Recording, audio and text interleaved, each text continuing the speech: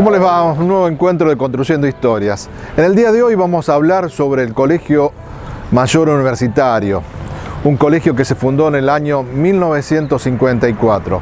Nosotros tendremos la oportunidad de charlar con Pedro y Juan Carlos, que son integrantes de la generación del año 1958.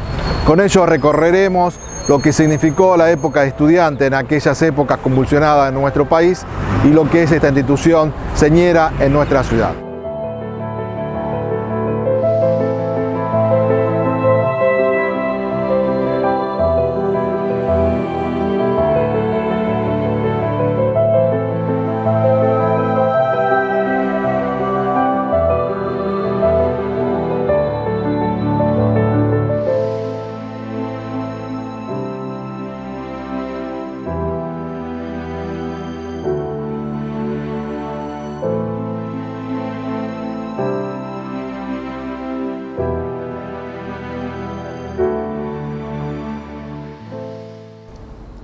Hola, buenas tardes. Pedro Zuccas, vengo de Comodoro Rivadavia. Hace unos cuantos años llegamos al Colegio Mayor Universitario. Esta es una de las casas que había en aquel momento cuando nosotros llegamos. Buenas tardes, yo soy Juan Carlos Luraschi, vengo de San Jerónimo Sur, provincia de Santa Fe, cercano a Rosario.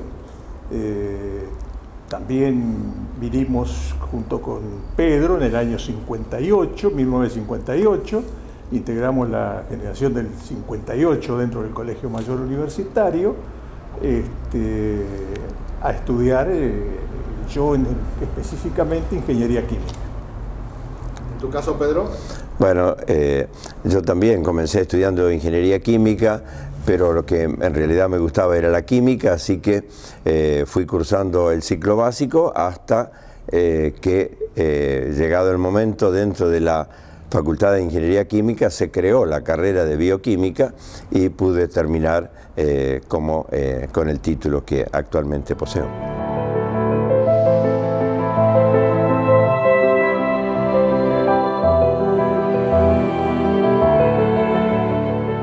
Esta es una de las casas, no de las primeras del Colegio Mayor Universitario. El Colegio Mayor Universitario se funda en el año 1954 y las casas que tenía en ese momento era Crespo 2487. La primera, claro. La primera, y después Crespo 2522 y ya después viene le llamamos el eslabón de lujo, 25 de mayo 1664. Era la casa de la familia del Sastre, una casa, le decíamos eslabón de lujo porque era una casa de esa época, característica, muy lujosa, con mármoles a la entrada. Y luego otra de las casas que se fue incorporando fue 25 de mayo 1810, a la cual le llamábamos el Cabildo. Y así sucesivamente hasta que llegamos. Después de alquilar varias casas, en un momento determinado tuvimos 10, 12 casas con la luz, se compra esta propiedad. El dueño de ese momento era acá el vecino, a nuestras espaldas, que no está más ya que el doctor Pividori, un odontólogo, y bueno, esta pasa a ser, se transforma después con el tiempo en la residencia oficial, el emblema del Colegio Mayor. La fachada de esta casa es emblemática en Santa Fe y en los medios porque siempre se usa esta. Bueno, ¿qué dirección tiene? Esta casa de San Jerónimo 3328.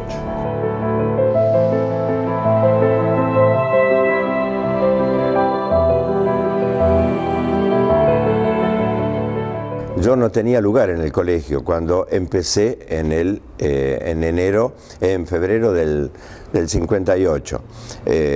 Con Juan Carlos y con todo ese grupo y con todos los que estaban en el colegio, nos conocíamos en los dos comedores. Este era uno de los comedores del Colegio Mayor, el del norte. El otro comedor estaba en el Cabildo, en 25 de mayo 1810. Y entonces ese primer periodo yo alquilé una pensión por acá cerca y venía a comer. Y acá comenzamos.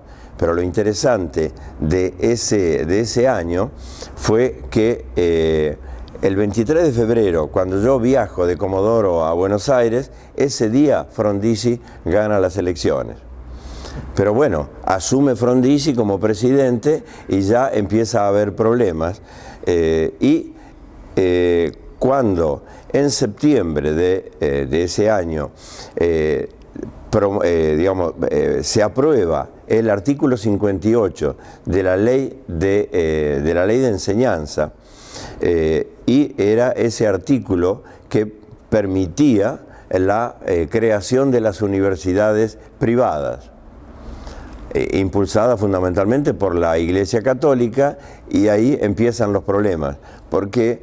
Porque el 19 de septiembre, creo que 19 o 29, no me acuerdo, bueno, la FUBA lanza la toma de facultades y por supuesto como digamos se contagia a todo el país y acá también. Entonces se toman las facultades y comienza la huelga que dura 40 días.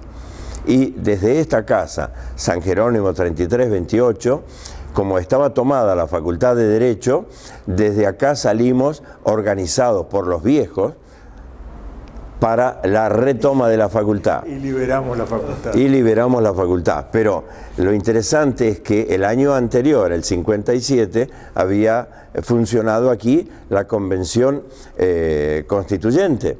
Todavía en el predio de la universidad, del Paraninfo, estaban los elementos para guardar, para resguardar. Así que, bueno, tuvimos que romper algunos elementos de eso de madera para poder entrar a la facultad, que finalmente fue retomada en forma heroica por los que estábamos en favor de la enseñanza libre. No se hizo una recuperación, una liberación, y se peleó porque hubo heridos, hubo gente internada de los nuestros acá esa noche, ¿no es cierto? Lando Imas, con un... el doctor abogado Orlando Imas. Sino que era en función de un principio de libertad, o sea, del derecho de poder elegir, sea católica, judía, protestante, que los padres pudieran elegir, y los universitarios ya con cierta poder de decisión, el tipo de formación que querían. Porque, si vamos a decir, la ingeniería es la misma, pero lo que no tenían los planes, que es lo que se quedó corto la reforma del 18, fue en la formación humanista. Entonces, era una laicidad muy especial, ¿no es cierto? Entonces, lo que se quería justamente era abrir casas de estudio donde además tuvieran todos posibilidad de hacer una formación humanística aparte de la instrucción profesional. Vine con un amigo mío de Cañada de Gómez, el ingeniero Carlos Travaglino. Vinimos con el padre de él a pedir lugar. Él tenía noticia de este colegio mayor universitario, y hablamos con el padre Leyendecker. Mi papá ni mi mamá en ese momento me acompañaron y vinimos acá y me aceptaron. No sé por qué, habremos caído simpáticos, qué sé yo. Fuimos aceptados, nos volvimos ya con el ingreso, de vuelta a casa con el ingreso para volver en febrero.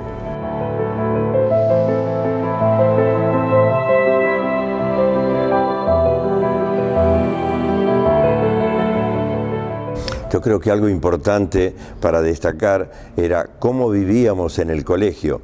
Me acuerdo un día saliendo después de almorzar, el flaco clérigo me dice, mira Pedro, nosotros vamos al barrio y ayudamos a la gente, damos catecismo, ¿no es cierto? Pero fundamentalmente vamos a ayudar a la gente.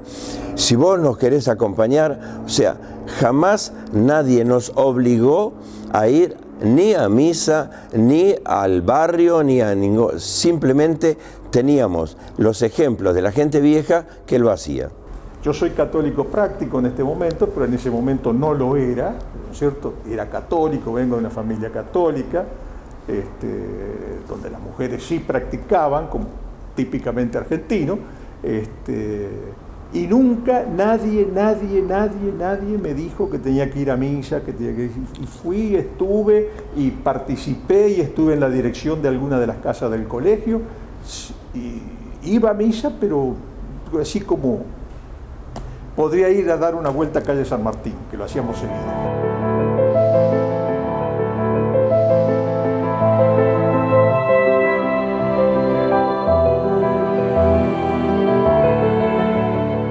El clima del colegio era un clima de formación en la responsabilidad, ¿no es cierto? Con una ética cristiana, por supuesto, ¿no es cierto? Con una concepción del hombre antropológicamente cristiano.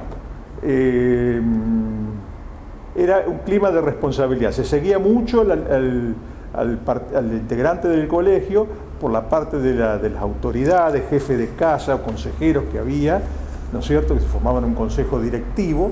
Se seguía mucho el estudio de la gente, ¿no es cierto?, que la gente cumpliera. Tal es así que se intervenía cuando las cosas no andaban, se hacía participar a los padres de la situación.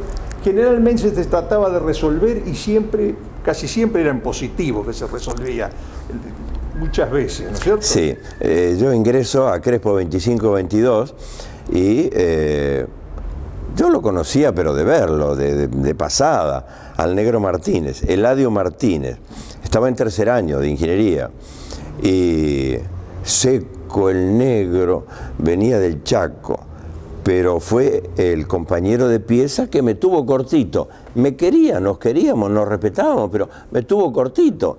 Y tan es así que el día del estudiante dice, bueno, Pedro, vos tenés que hablar en el Ateneo en nombre de los ingresantes de primer año. Le digo, pero negro, yo no sé nada. Y bueno, mira, me tiró 2 o 3 libros ahí, bueno, leí, prepará. O sea, nos queríamos, por supuesto que él estudiaba materias distintas, pero teníamos ese acompañamiento de cerca. Y por supuesto, cuando la cosa muy pocas veces se daba, digamos así, ya estaba la instancia del consejero de casa, o sea, el jefe de casa, el consejero, y después, bueno, la otra instancia era el padre Leyendecker en ese momento. El gobierno del colegio estaba formado por el rector, que era el padre Leyendecker, en ese momento, y después, que éramos los mismos integrantes del colegio, había por cada casa un consejero que integraba el consejo directivo y un jefe de casa. El jefe de casa generalmente se encargaba de toda la parte, digamos, logística de la casa, la limpieza, el trabajo, el trato con las mucamas, si venían albañiles, hacer algún arreglo. Y la función del consejero era la marcha general de la casa, cómo marchaba la gente en el estudio, el ambiente que había en la casa, si había responsabilidades. Para poder lograr ese ambiente, ese clima de responsabilidad y de familia, ¿no es cierto?, en cada pieza de 2 o de 3, siempre había junto con los más jóvenes un viejo, que era, digamos, el máster, el que encaminaba la cosa, la situación. Los que estuvimos en función directiva y que también participamos en política universitaria en el Ateneo Universitario, yo fui consejero estudiantil, éramos estudiantes que íbamos bien, teníamos que dar el ejemplo, porque si no, no se podía hablar. Sí, el único atraso que podíamos tener, que a mí me pegó muy fuerte, muy mal, que fue el servicio militar. Yo estuve casi 2 años fuera de Santa Fe y eso me pegó.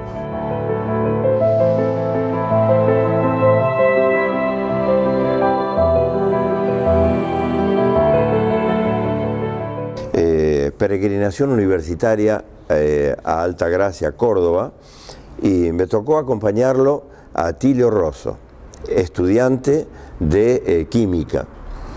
Y lo estoy viendo en este momento delante del altar de la Virgen con los brazos abiertos, pidiendo por su vocación. Eso no me lo olvido jamás, porque después fue ese Atilio de nafta y fuego que en el Ateneo nos hacía vibrar con sus discursos y nos impulsaba a seguir esa vitalidad, ese ejemplo. Y después fue el padre Rosso, ¿no es cierto?, que Santa Fe y el mundo conoció.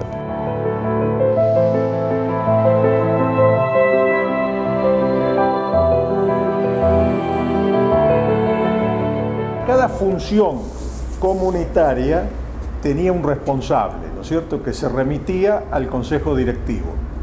Por ejemplo, había un jefe de comedor y uno o dos subjefes que colaboraban y eso se remitían mediante a través del administrador del colegio al consejo directivo. En general todos había que ser ordenado en la pieza, había que hacerse la cama, ¿no es cierto? Había que estudiar y tenía papeles, pero cuando se iba al comedor había que dejar todo ordenado, aunque después se volviese a estudiar y se desordenara otra vez de nuevo. Siempre, o sea, se trataba de vivir en un clima familiar, de una familia normal, ¿no es cierto?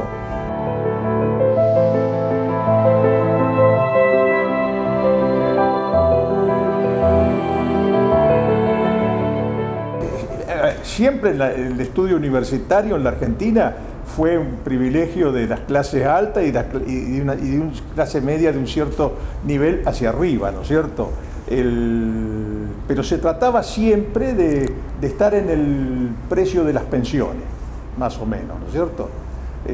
Por supuesto, con el comedor se iba un poco más arriba, pero lo que se trataba era de evaluar cuánto también salía afuera a comer cuando uno estaba en una pensión, ¿no es cierto?, y estar en un precio acorde. El colegio también tenía, bueno, había gente que colaboraba, había mucha gente que colaboraba con el colegio, ¿no es cierto?, tenía también becas para gente cuyos padres no podían pagar el nivel de cuota del colegio. Había mucha gente humilde en el colegio estudiando, ¿no es cierto?, de condición humilde, digamos, económica. En el resto, la faz humana, personal, era tratado como cualquiera, ¿no?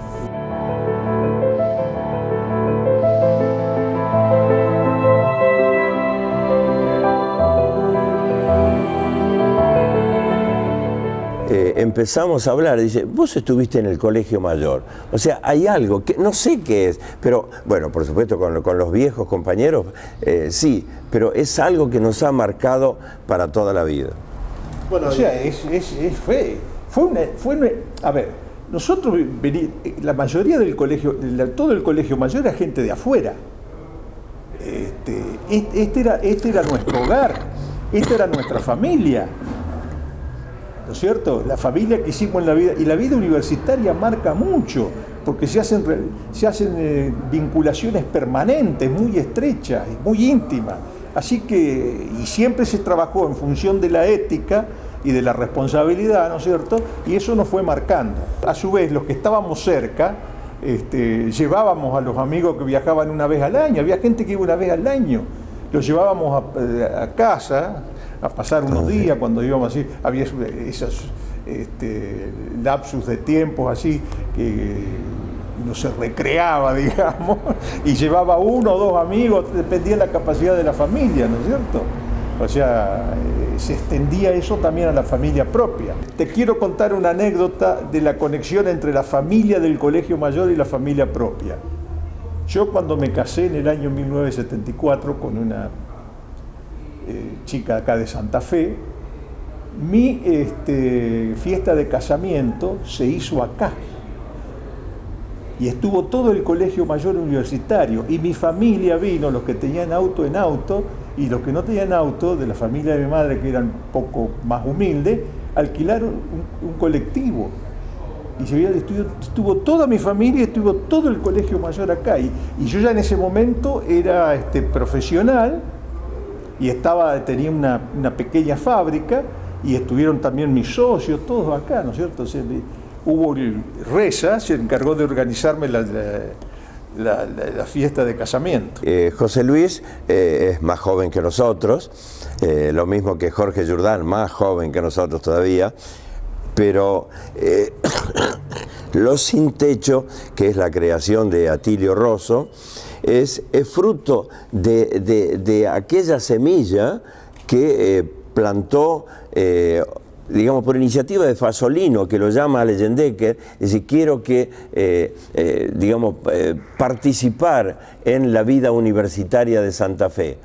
Entonces, por supuesto que, digamos, Fasolino preconciliar y cómo enganchó Leyendecker. Tomó la idea y siguió adelante. Y después Atilio Rosso le da continuidad a esta vida y por supuesto que la vida en el Colegio Mayor continúa actualizada al 2016, 60 y pico años después, pero sigue la vida universitaria con las características que le da la gente que hoy vive en él y la gran trascendencia que tiene el movimiento a los sin techo.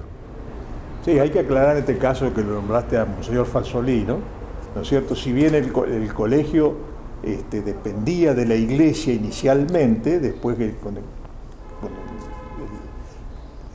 terminado el rectorado de Leyendecker y empezado de Rosso, se separa, tiene autonomía el colegio, ¿no es cierto?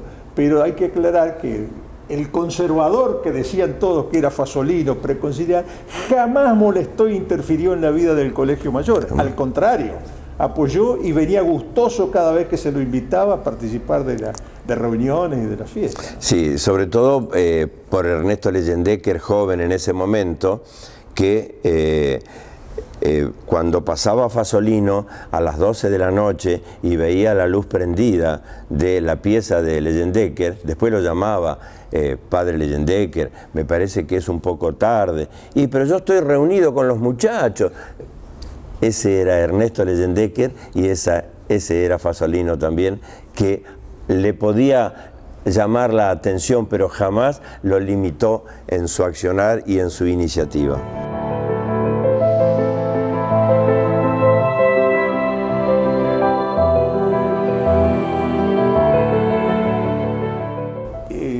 A mí el colegio me marcó en los principios en que he tratado de aplicar siempre en mi vida, o sea, me marcó direccionándome, o sea, teniendo una conducta determinada, ¿no es cierto?, acorde a los principios, como hablábamos al principio, de ética, de responsabilidad y con una visión cristiana de la vida, ¿no es cierto?, de la civilización del amor, que es la ley de Dios, ¿no es cierto?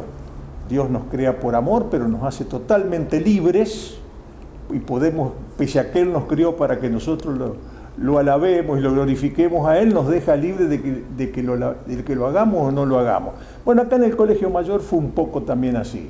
El Colegio Mayor tenía una impronta, pero no nos obligaban salvo que hubiera una conducta muy desviada, entonces sí se hablaba y se pedía la separación de la persona, ¿no es cierto? Pero nunca por motivos religiosos o ideológicos. Seríamos ingratos, antes de terminar la nota, de no recordar a Carlos Aguirre, a Aldo Buntig, que fueron curas también que estuvieron en algún momento en el Colegio Mayor, y al Pepe Serra, íntimo amigo de todo ese grupo de él, digamos que fue el fundador de la Casa del Obrero Estudiante.